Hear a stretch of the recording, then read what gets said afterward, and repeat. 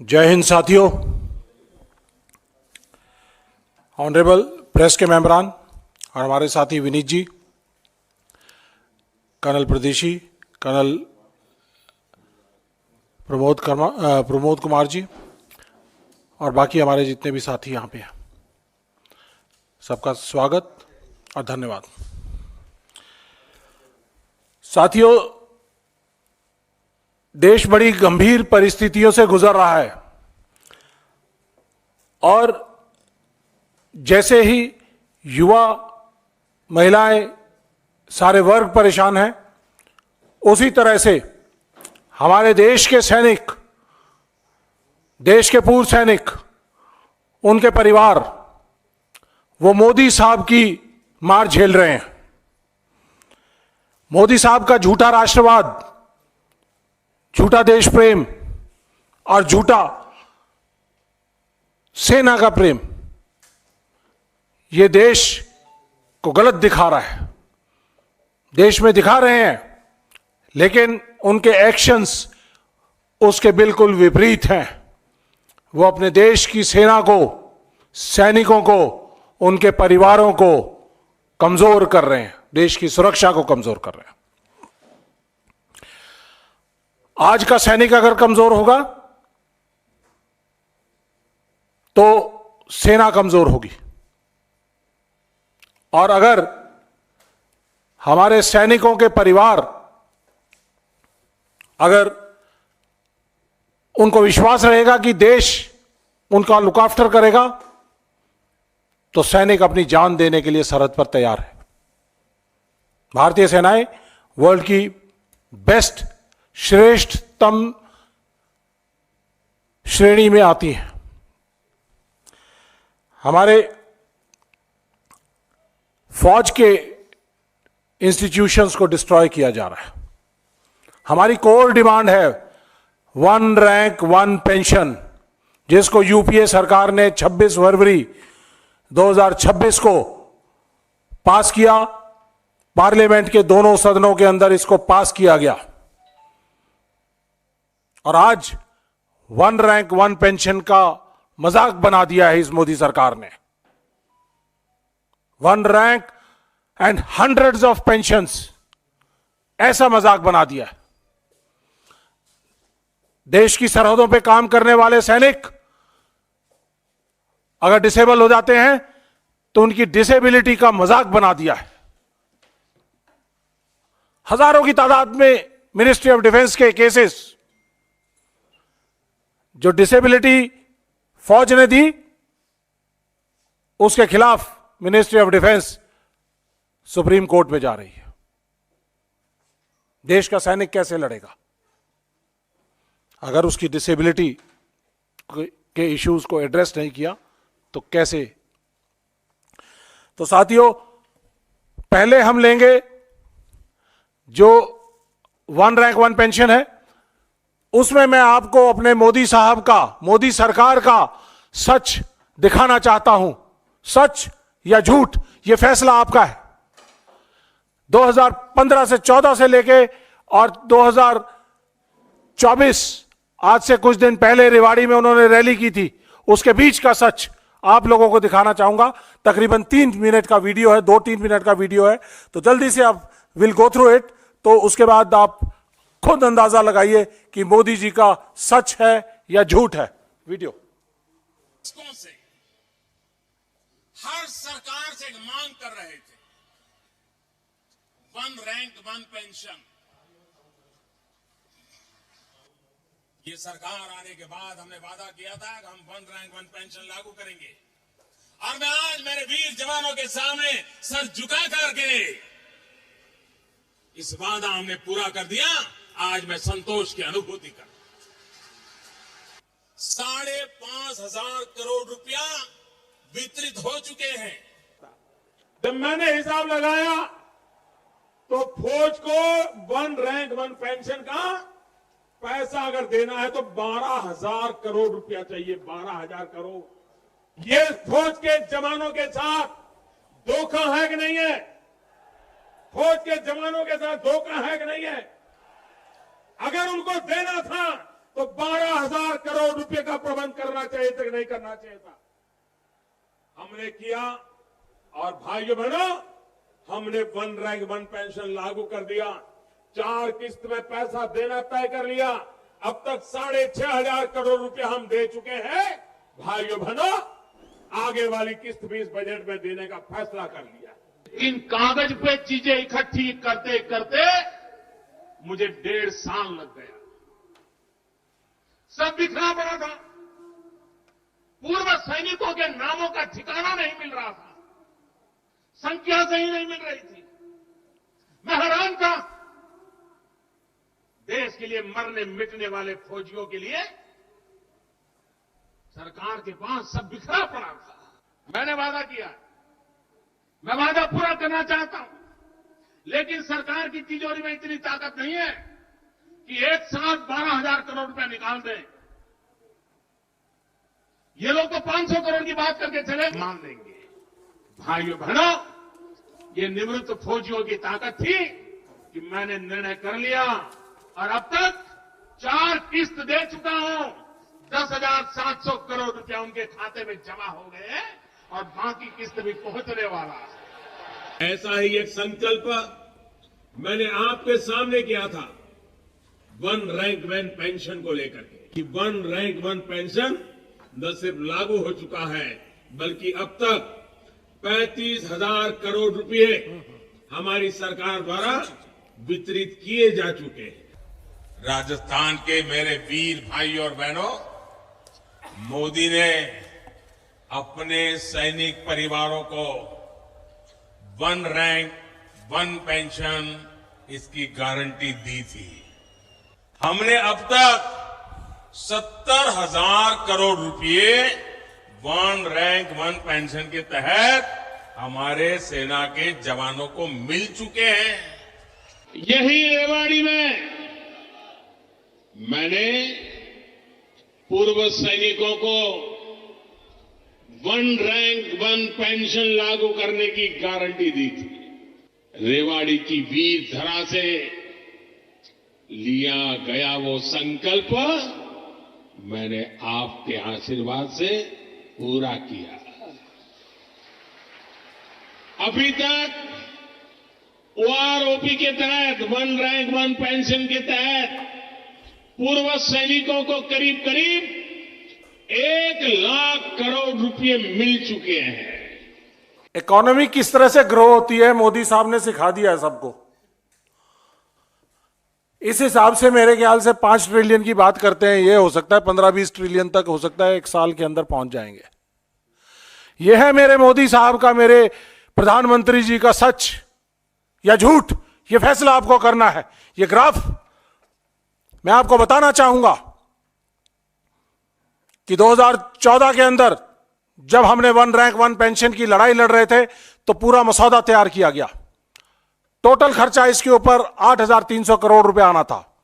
2015 में जब इसको इंप्लीमेंट किया गया मोदी सरकार द्वारा, तो इसके बहुत सारे पहलू जो है वो हटा दिए गए और 5,300 करोड़ टोटल आउटले जो है वो पास किया गया।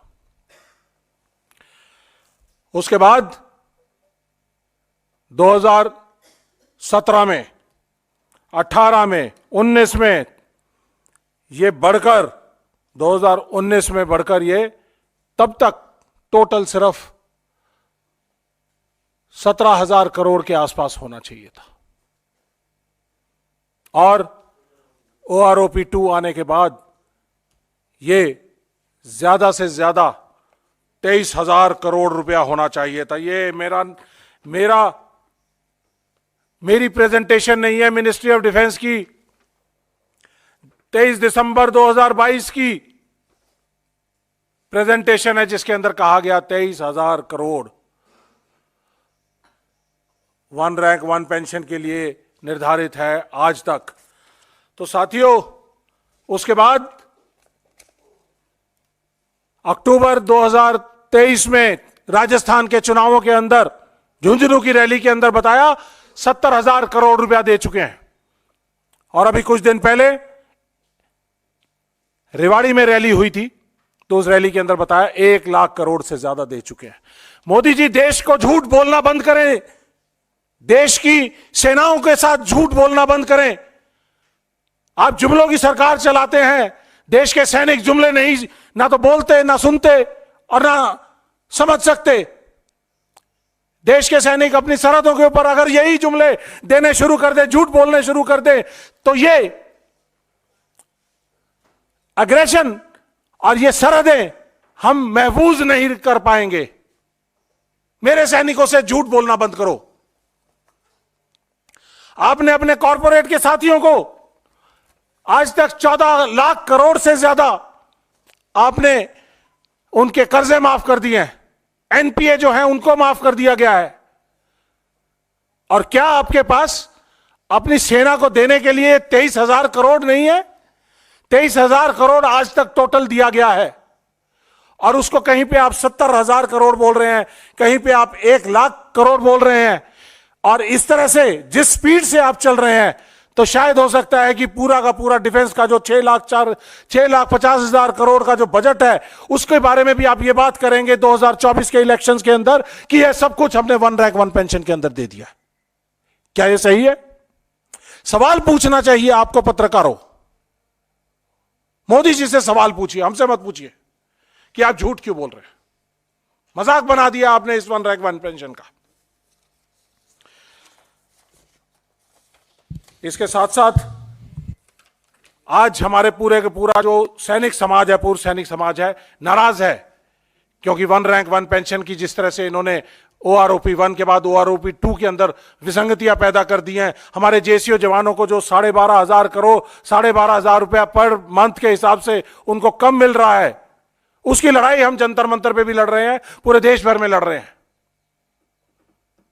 मैं जानना चाहूंगा आपके माध्यम से कि ये 23,000 करोड़ से लेके और जो 1 लाख करोड़ के बीच का जो 77,000 करोड़ का जो डिफरेंस है, आपने किन अपने पूंजीपति साथियों को दिया है? फौजियों को नहीं दिया, फौजी परिवारों को नहीं दिया, 1 रैंक 1 पेंशन को नहीं दिया, आपने किन अपने पूंजीपति साथियों को दिया है? यह मैं पूछना चाहूंगा आपसे। साथियों, इसके साथ साथ एक और बड़ा मुद्दा जो डिसेबिलिटी पेंशन का है। डिसेबिलिटी पेंशन, जब फौज का सैनिक कहीं लड़ते लड़ते घायल हो जाता है तो उसको दिया जाता है, डिसेबिलिटी के हिसाब से, जितनी डिसेबिलिटी है उसके हिसाब से उसको दिया जाता है।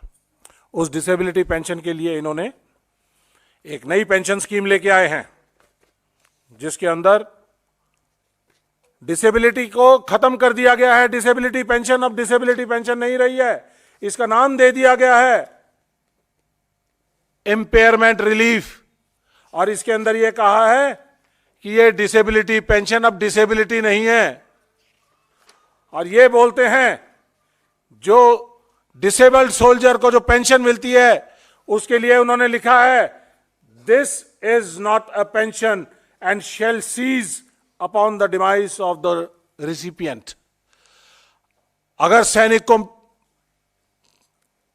पेंशन मिल रही थी, डिसेबिलिटी पेंशन, तो डिसेबिलिटी पेंशन मिलने के बाद अगर उसको उसका देहांत हो जाता है तो उसके परिवार को उसके पूरी पेंशन मिलती रहती थी। फैमिली पेंशन के तौर पे उसको 40% कम किया जाता था। लेकिन आज उसको ये डिसेबिलिटी पेंशन का जो पोर्शन है वो 0 हो जाएगा।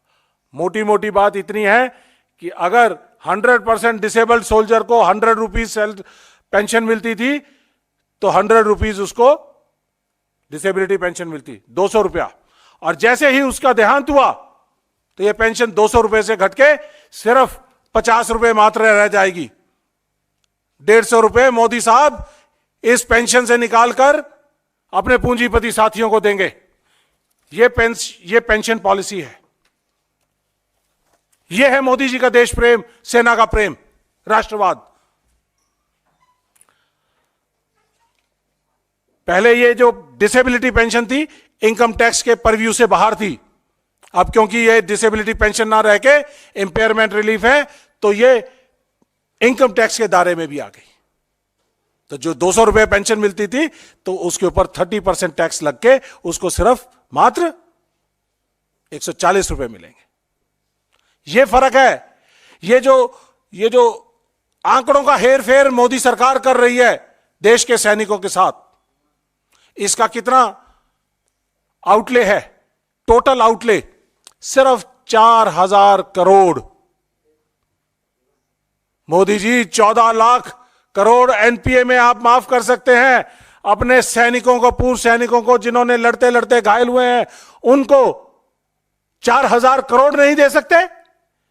उस 4,000 करोड़ की लूट करने के लिए आपने नई पेंशन पॉलिसी निकाली है और इसको डिसेबिलिटी पेंशन को खत्म करने का काम किया है। शर्म आती है मुझे आप पे, आपके राष्ट्रवाद पे शर्म आती है, आपके सेना के प्रेम के ऊपर शर्म आती है। आपको कोई अधिकार नहीं कि आप सियाचिन में जाकर, कारगिल में जाकर, दराज में जाकर हमारे सैनिकों के साथ होली और दिवाली मनाएं। नहीं चाहिए ऐसी होली और दिवाली आपके साथ। हमें चाहिए तो सेना के घायल साथियों का सम्मान चाहिए, उनके परिवारों का सम्मान चाहिए। हमें 1 रैंक 1 पेंशन चाहिए। और इसका एक और पहलू, जो डिसेबिलिटी पेंशन्स किसी सैनिक को मिल रही थी, उसके खिलाफ मोदी सरकार की मिनिस्ट्री ऑफ डिफेंस उनके खिलाफ सुप्रीम कोर्ट में जा रही है। आर्म्ड फोर्सेस ट्राइब्यूनल्स, उन्होंने जो फैसले किए हैं, उन फैसलों के सैनिकों के हक में फैसले किए हैं और उन फैसलों के खिलाफ पीआईएल अभी दायर की गई है। ऐसी ही पीआईएल पहले 2019 में भी दायर की हुई थी। और 2019 के अंदर इलेक्शंस, क्योंकि जनरल इलेक्शंस आ रहे थे, तो उस समय पर मोदी जी ने इसका संज्ञान लेते हुए वो सारे के सारे केसेस सुप्रीम कोर्ट से विड्रॉ कर दिए। आज फिर तकरीबन 3,000 के करीब ऐसे केसेस हैं जो डिसेबल्ड सोल्जर्स के आर्म्ड फोर्सेस ट्राइब्यूनल ने उनके हक में फैसले किए हैं और उसके बाद उसके खिलाफ सुप्रीम कोर्ट के अंदर और हाई कोर्ट के अंदर मोदी सरकार जा रही है। सुप्रीम कोर्ट ने कहा है कि जिस मेडिकल कंडीशन के अंदर आप एक सैनिक को सेना में भर्ती करते हो, तो रिलीज के टाइम पे उसकी वही मेडिकल कंडीशन होनी चाहिए। उसके तहत अगर उसकी कोई भी मेडिकल कंडीशंस में फर्क होता है तो वो सेना के स्ट्रेस, ट्रेन, लड़ाई और सब चीजों को संज्ञान में लेते हुए वो सैनिक की डिसेबिलिटी मानी जाए। ये कहा है उन्होंने, the Supreme Court has already ruled that the benefit of doubt is to be given to soldiers disabilities irrespective of manner of exit from service and whether the disabilities have occurred in peace or field। ये supreme court कह रहा है, मैं नहीं कह रहा हूं, supreme court ने माना है। लेकिन मोदी सरकार इसको नहीं मानती है। मोदी सरकार के खिलाफ, मुकुल रोहतगी जी के खिलाफ स्ट्रिक्चर्स भी पास किए गए और कहा गया कि this is causing loss to the state and embarrassment to the government. The Supreme Court had thereafter passed strictures against MOD for challenging settled pension cases by the AFT Armed Forces Tribunals। आज 2023 के अंदर ऐसे ही 3,000 से ज्यादा cases हैं। मोदी सरकार, आपको मैं यहां से आपके माध्यम से कहना चाहूंगा कि इनको तुरंत प्रभाव से वापस किया जाए और सोल्जर्स को सम्मान दिया जाए। आखिर में एक और बड़ा मुद्दा है, जो सोल्जर्स हमारे देश की सेवा करके वापस आते हैं, रिटायर्ड हो जाते हैं, उनको मेडिकल स्कीम है, ex serviceman contributory health scheme, जिसकी जरूरत थी 10,000 करोड़ रुपया। मोदी साहब ने आज तक 2023 और 24 का जो बजट था उसके अंदर इसका सिर्फ 4,700 करोड़ रुपए का प्रोविजन रखा और 4,700 करोड़ के अंदर हमारे पूर्व सैनिकों के जो मेडिकल कंडीशंस हैं उनका ध्यान नहीं रखा जा सकता। जब आर्म्ड फोर्सेस ने 10,000 करोड़ मांगे थे तो आपने उनको 4,700 करोड़ क्यों दिए? जितने भी एम्पेनल्ड हॉस्पिटल्स हैं वो हमारे पूर्व सैनिकों की मेडिकल फैसिलिटीज नहीं दे पा रहे हैं। उनके 6,000 करोड़ के बिल लंबित हैं और जब पूर्व सैनिक वहां पर अपनी रख रखाव के लिए, अपनी हेल्थ कंडीशंस के लिए जाता है तो उसको वापस कर दिया जाता है कि अभी सरकार ने पैसे नहीं दिए हैं तो इसलिए आपका इलाज हम नहीं करेंगे। पहले सरकार को बोलिए कि पैसे दें तब हम आपका इलाज करेंगे। क्या आप अपने पूर्व सैनिकों के साथ ऐसा व्यवहार बर्दाश्त करेंगे? मेरे ख्याल से नहीं करेंगे। देश के पूर्व सैनिकों ने अपना यूथ दिया है देश को।